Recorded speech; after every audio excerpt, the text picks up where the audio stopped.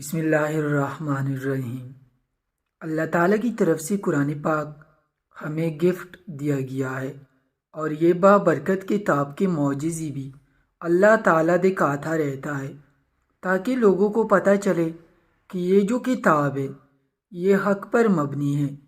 آپ نے مصر کی قاری عبد الباسط کا نام تو سنا ہوگا۔ یہ جب قرآن پاک کی تلاوت کرتے تھے تو ڈوب کر پڑھتے تھے۔ جب بھی ان کی آواز سنتا تھا وہ اش کر اٹھتا تھا، اور سننے والے چاہتے تھے کہ قاری صاحب ساری زندگی اسے پڑھتے رہے اور ہم ان کو دیکھ کر سنتے رہے، کیونکہ ان کی آواز میں تاثیر ہی اتنی تھی۔ ایسے لگتا تھا کہ ان کی رگوں رگوں میں قرآن پاک بس چکا ہے۔ یہ کافی اچھے اور مہربان شخصیت تھے۔ ایک بار یہ امریکہ کے اندر تشریف لے کر آئے۔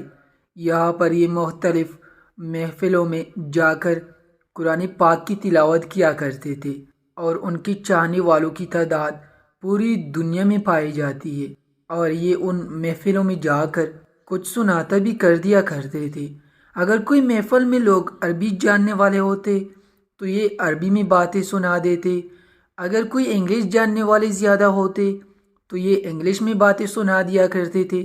اب یہاں پر محفل لگی ہوئی تھی تو کسی شخص نے پوچھا کہ قاری صاحب، آپ قرآن پاک کافی دل و جان سے پڑھتے ہیں، کیا آپ نے اس کا معجزہ بھی دیکھا ہوا ہے؟ تو قاری صاحب نے اس شخص کو جواب دیا کہ میں نے قرآن پاک کا کوئی ایک معجزہ نہیں دیکھا ہے، میں نے قرآن پاک کے سینکڑوں معجزے دیکھے ہوئے ہیں۔ تو وہ شخص کہنے لگا کہ مہربانی کر کے ہمیں بھی کوئی ایک ایسا واقعہ سنائے جس سے ہمارا ایمان تازہ ہو جائے۔ پھر قاری صاحب نے اس شخص سے کہا کہ چلو میں تمہیں ایک واقعہ سناتا ہوں۔ یہ اس وقت کی بات ہے جب مصر کا صدر جمال عبد الناصر تھا۔ جس ملک کے صدر وزیر اعظم ہوتے وہ ہمیشہ دوسرے ملکوں کا دورہ کرتے رہتے تاکہ ان کے ساتھ تعلقات اچھے رہے، اور ان سے کوئی چیزیں وغیرہ خریدنی ہو تو یہ آپس میں ایک دوسرے کو دیتے رہتے ہیں۔ ایک بار انہیں بھی روس کا دورہ کرنا تھا۔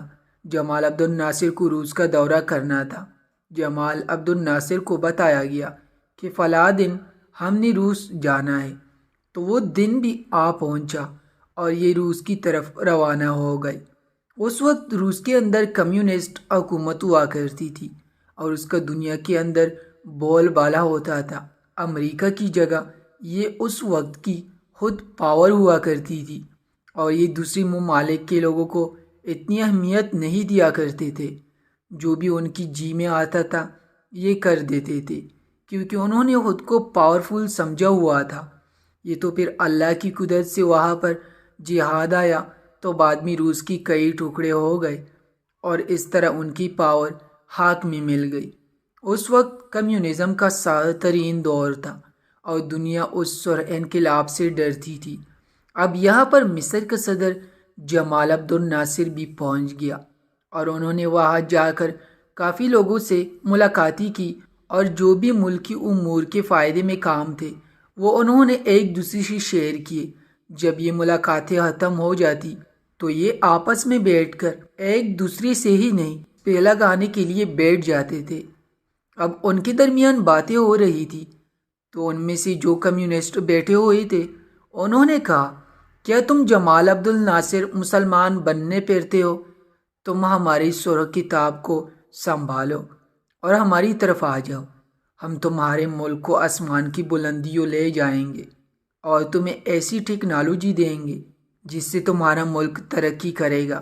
دنیا والے تمہیں دیکھتے رہ جائیں گے اور سوچیں گے کہ ان کا ملک کیسی ترقی کر رہا ہے۔ ہم تمہیں ترقی یافتہ ممالکوں کی لسٹ میں لا کھڑا کر دیں گے، بس تم ایک کام کرو، اسلام کو چھوڑ دو اور تم ہمارا مذہب کمیونزم اپنا لو۔ جمال عبد الناصر ان کی باتیں سنتے رہے، اور ان کا جو جواب تھا وہ تسلی بخش نہیں تھا۔ پھر ان کی ملاقات ختم ہو گئی اور یہ واپس اپنے ملک کی طرف چلا آیا۔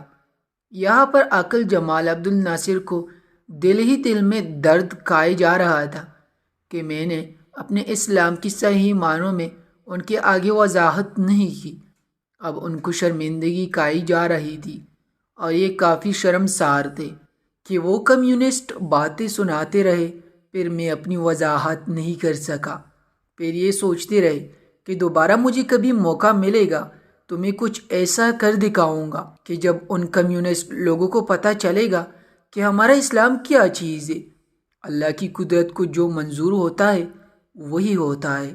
پھر دوبارہ 2 سال بعد جمال عبد الناصر کو روس جانا تھا، تو انہوں نے سوچا کہ اس بار میں اپنے ساتھ قاری عبد الباسط کو لے جاتا ہوں۔ تو پھر ان کی طرف سے مجھے لیٹر ملا کہ ہمارے ملک کے صدر جمال عبد الناصر روس جا رہا ہے اور انہوں نے کہا ہے کہ آپ تیاری کر لیں، آپ بھی ہمارے ساتھ چلیں گے۔ تو پھر مجھے جیسے ہی پتہ لگا تو میں نے بھی تیاری کرنا شروع کر دی۔ پھر میں بہت بڑا حیران ہوا کہ مجھ جیسے لوگوں کی تو سعودی عرب، پاکستان، بنگلہ دیش، ایران، عراق یہاں پر ضرورت ہوتی ہے، کیونکہ ان ممالک میں زیادہ تر مسلمان بستے ہیں اور وہ قرآن پاک سننے کے لیے بلاتے رہتے ہیں۔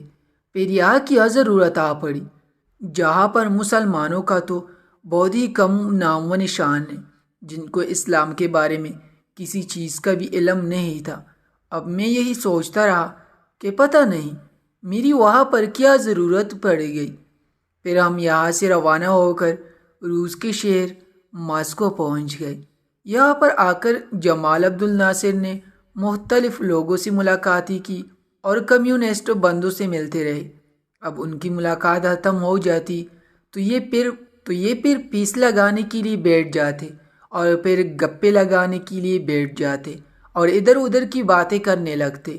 اب میں بھی وہیں پر موجود تھا، تو انہوں نے ان کمیونسٹ بندوں سے کہا کہ ان سے ملے، یہ میرے ساتھی ہے اور ان کو میں اپنے ساتھ لایا ہوں۔ پھر جب وہ مجھ سے ملے تو جمال عبد الناصر نے دل باندھا اور کہا کہ یہ آپ کو کچھ سنانا چاہتے ہیں۔ تو انہوں نے پوچھا کہ یہ ہمیں کیا سنائیں گے؟ تو جمال عبد الناصر نے کہا کہ یہ آپ کو قرآن پاک کی تلاوت سنائیں گے۔ پھر ان کمیونسٹ لوگوں نے کہا چلو ٹھیک ہے، پڑھ لے۔ قاری عبد الباسط فرماتے کہ مجھے پھر اشارہ ملا کہ آپ پڑھنا شروع کیجئے۔ تو میں نے پھر پڑھنا شروع کیا اور پھر میں نے قرآن پاک کی طٰہٰ سورت کا وہ رکوع پڑھنا شروع کیا جن کو سن کر حضرت عمر بن عبدالخطاب رضی اللہ تعالیٰ عنہ ایمان لے آئے تھے۔ جیسے ہی میں نے قرآن پاک کی یہ آیاتیں پڑھ کر ختم کی تو سامنے بیٹھے ہوئے 4 سے 5 کمیونسٹی آنکھوں سے میں نے آنسو بہتے ہوئے دیکھے۔ یہ قرآن پاک کی معجزہ میں نے اپنی آنکھوں سے دیکھا۔ یہ جب رو رہے تھے تو جمال عبد الناصر نے ان سے کہا کہ آپ لوگ رو کیوں رہے ہو؟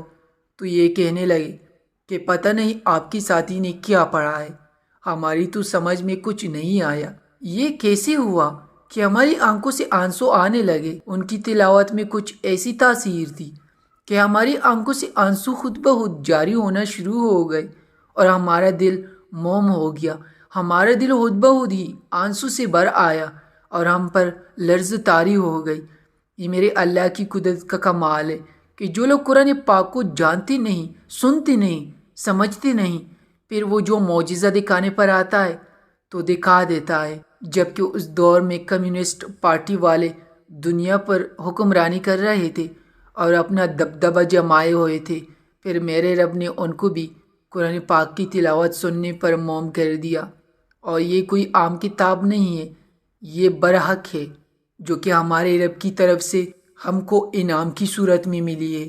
قرآن پاک کی تفسیر ہی ایسی ہے کہ جو بھی اس کو سمجھ لے وہ اپنی آخرت سنوار لیتا ہے، اور وہ جو میرا رب ہے اس کا یہ کلام پاک برحق ہے، اور یہ وہ کتاب پاک ہے جس کو لوگ دیکھ کر مسلمان ہو جاتے ہیں اور جس کی تلاوت سن کر ان کا دل پتھر کی طرح بھی ہو تو پگھل جاتا ہے۔ اور آپ لوگوں کو دنیا اور آخرت کی کامیابی کے لیے 5 وقت کی نماز پڑھنی چاہیے اور ساتھ ہی قرآن پاک کی تلاوت کرتے رہنا چاہیے، کیونکہ بہت ہی جلد ہم واپس اپنے رب کی طرف لوٹ کر جانے والے ہیں۔ بھائیوں اور بہنوں، اللہ پاک ہمیں جنت الفردوس میں اعلیٰ مقام عطا فرمائے، آمین۔ پیارے دوستو، اس ویڈیو کو ثواب کی نیت سے اپنے دوستوں کے ساتھ لازمی شیئر کیجیے گا۔ جزاک اللہ۔